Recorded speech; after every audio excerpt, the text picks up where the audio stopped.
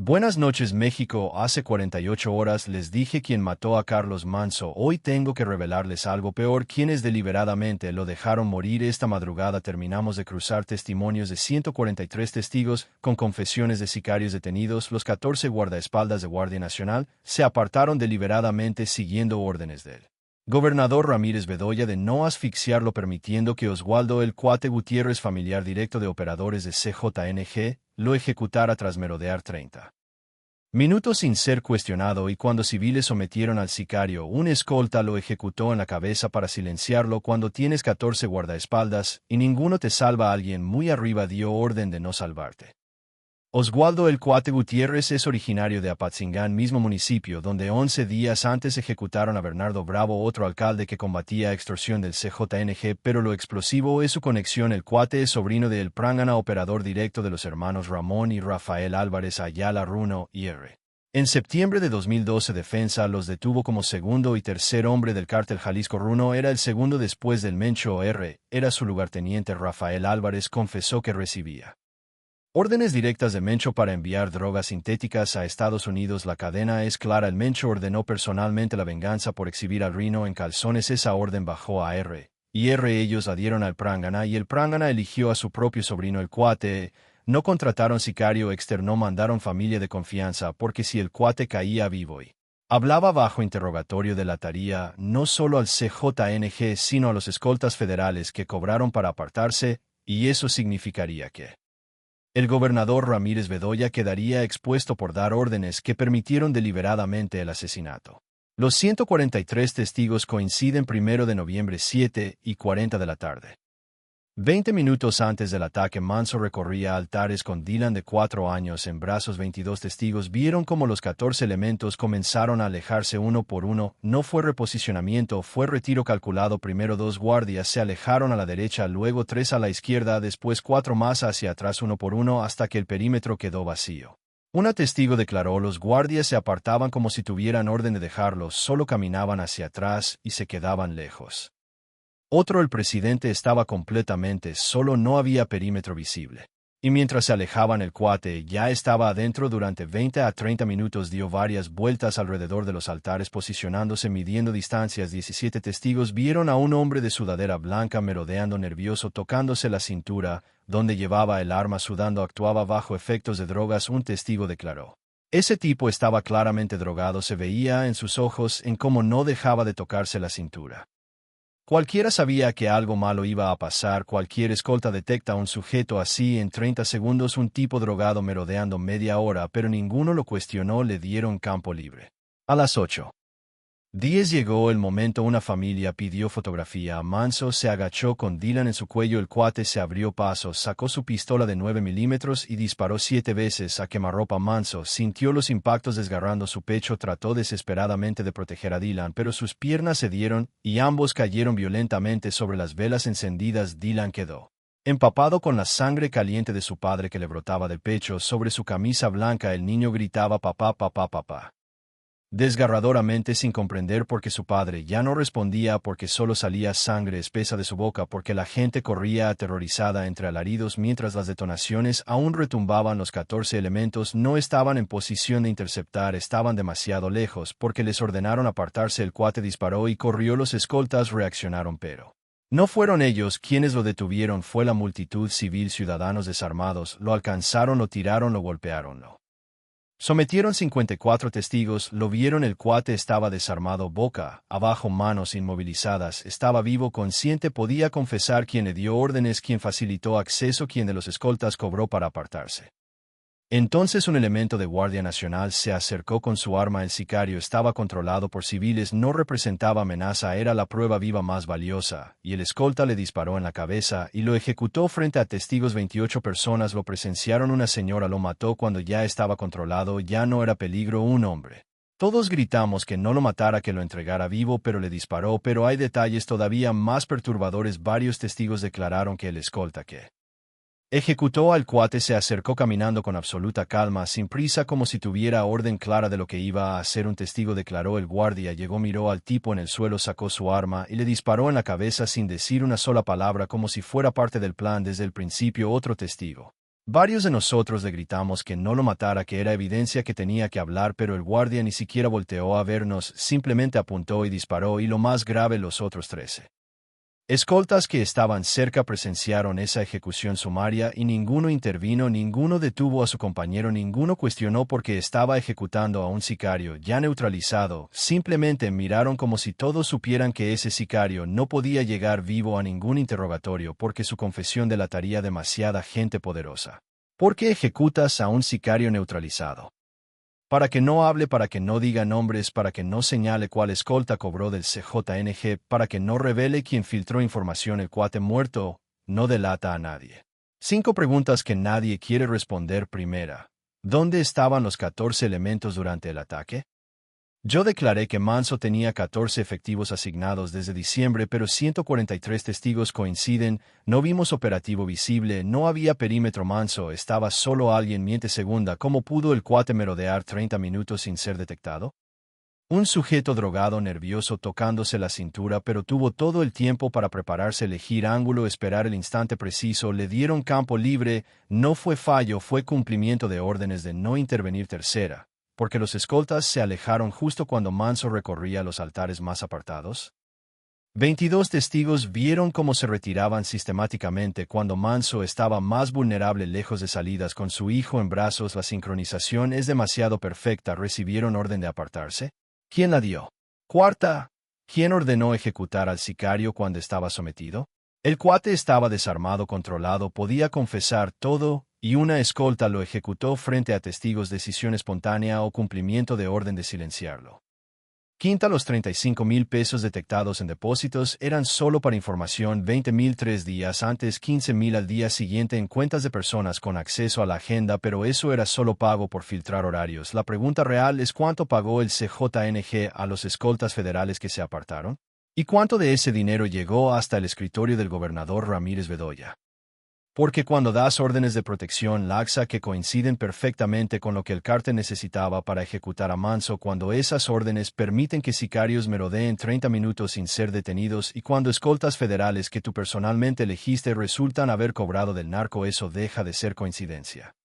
Y déjenme darles datos concretos que estamos rastreando ahora mismo. Un escolta de los 14 asignados a Manso ganaba oficialmente 15,000 pesos mensuales. 3 días antes del asesinato aparecieron 50,000 pesos en efectivo depositados en su cuenta desde un cajero de Apatzingán, mismo municipio de origen del cuate. Otro escolta ganaba 17,000 mensuales. 2 días antes del ataque recibió una transferencia de 75,000 pesos desde una cuenta registrada en Guadalajara que ya identificamos como lavado de dinero. Del CJNG ya tenemos los vídeos de los cajeros, ya identificamos a las personas que hicieron esos depósitos y estamos rastreando si esas mismas redes de lavado tienen vínculos con cuentas de Gabinete de Seguridad del Gobierno Estatal de Michoacán, porque cuando un escolta federal gana 15,000 al mes y de repente tiene 100,000 en su cuenta justo antes de que su protegido se ha ejecutado mientras él miraba hacia otro lado, eso no es ahorro, eso es pago por traición. La explicación: traición coordinada desde Guardia Nacional. ¿Y alguien en el gobierno estatal dio órdenes superiores que lo hicieron posible? Si Alfredo Ramírez Bedoya, gobernador de Michoacán, semanas antes del asesinato circuló un video, el gobernador se acerca a Manso en evento público, lo abraza sonriendo. ¿Qué pasó, presidente? ¿Cómo has estado? Manso: serio, aquí andamos. Ramírez Bedoya: oye, ¿y cuántos has abatido últimamente, Manso? Incómodo: pues varios ya. El gobernador insiste riéndose: no, pero en serio, ¿a cuántos has abatido tú personalmente?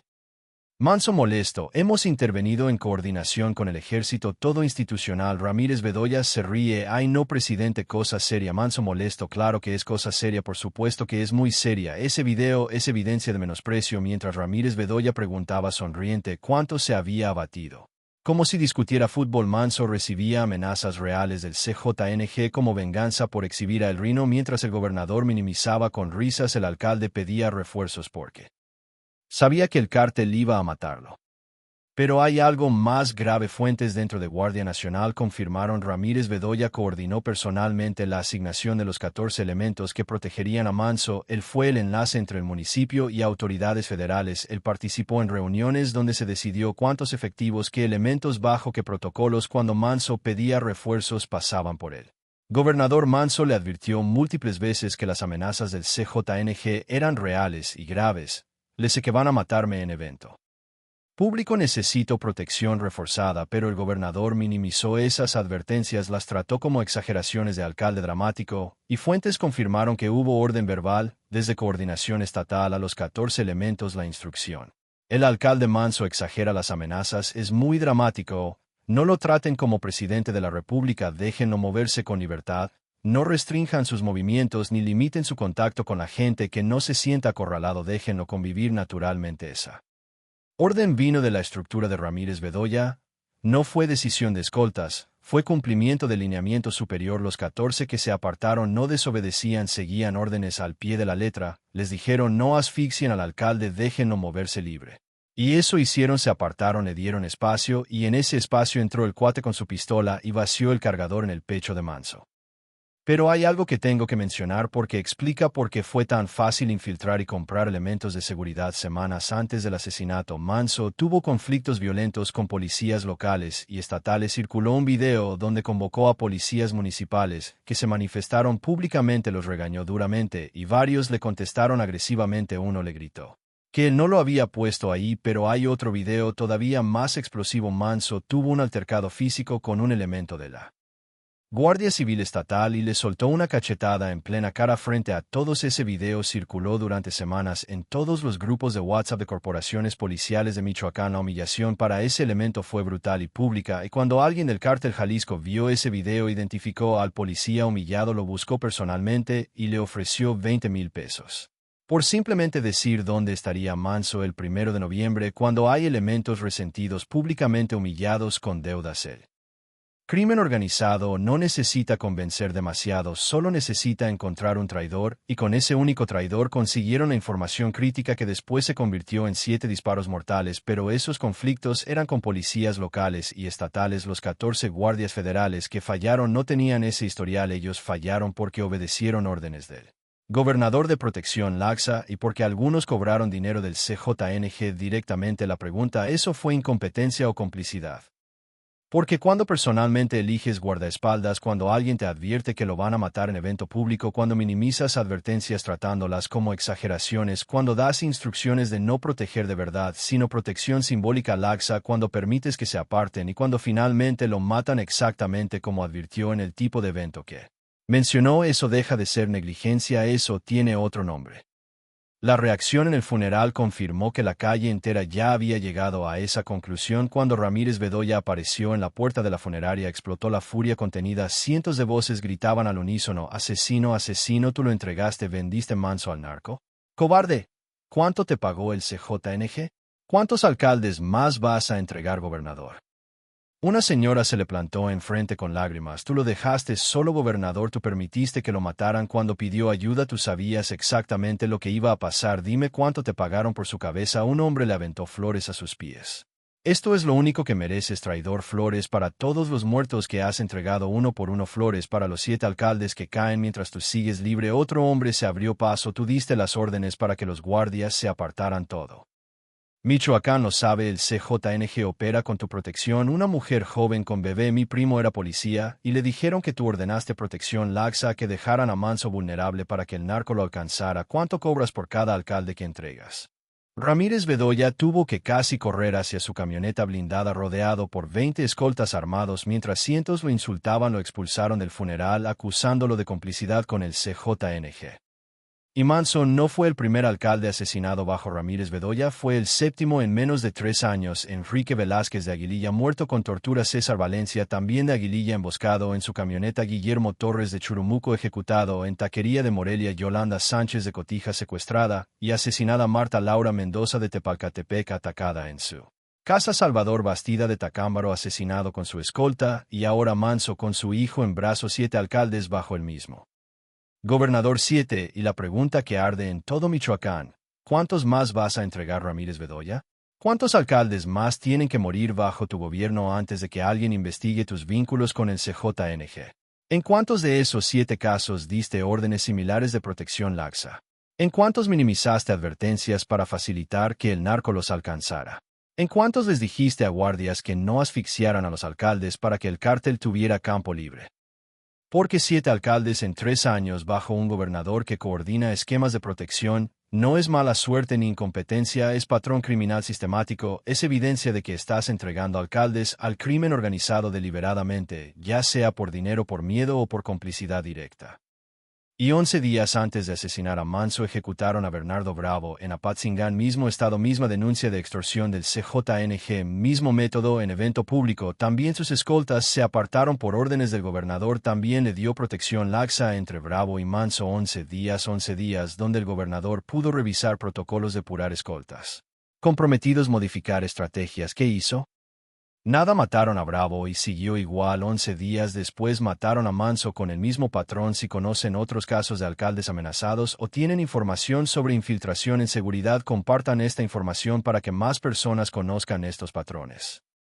Pero Manso sí pidió ayuda, le pidió auxilio 6 veces de manera documentada. Primer llamado en septiembre después de detener a El Rino. Necesitamos urgencia, extrema presencia del Ejército y Guardia Nacional porque recibimos amenazas directas del crimen organizado. Segundo llamado una semana después cuando declaró código rojo y canceló fiestas patrias porque atacaron a sus policías. Hacemos llamado urgente para que respalden a Uruapan con toda la fuerza del Estado porque no podemos solos. Tercer.